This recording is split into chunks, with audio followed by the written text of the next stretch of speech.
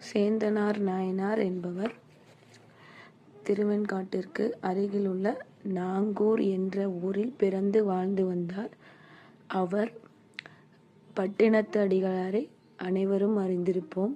அவரின் தலைமை கணக்காளராக பணியாற்றியிருந்தார். பட்டினத்து அடிகள் உலக வாழ்க்கையை துறந்து காதற்ற ஊசி கடைவழிக்கு உதவாது என்ற உலகப் பொருளை அறிந்து துறவு மேற்கொண்டார். அதன் பின் தன்னிடம் உள்ள செல்வங்களை அனைத்தையும் மக்களுக்கு திறந்து விடும்படி தன்னுடைய கணக்காளரான சேந்தனார் நாயனாருக்கு அறிவுறுத்துகிறார். சேந்தனார் பெருமான் அவ்வாறு செய்த பொழுது அரசன் அதறிந்து அவருக்கு சிறை தண்டனை அளிக்கிறார். பட்டினத்து அடிகள் இறைவனை வேண்டி பாடல் பாடியதும் சேந்தனார் பெருமான் விடுதலை பெற்று வருகிறார். பின் அவர் தன்னுடைய மனைவி மக்களுடன் சேர்ந்து தில்லை சென்று அங்கு விறகு வெட்டி அதன் வந்த சொற்ப வருமானத்தில் குடும்ப வாழ்க்கையை நடத்தி வருகிறார்.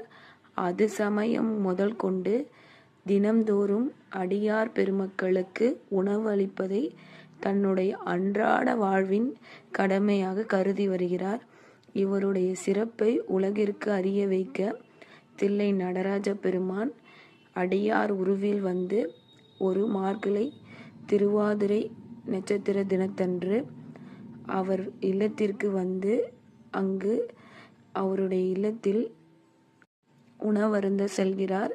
அங்கு அரிசி மாவு கொண்டு வெல்லம் சேர்த்து களியானது சமைத்து அவருடைய சேந்தனார் நாயனாருடைய மனைவி பரிமாறுகிறார்.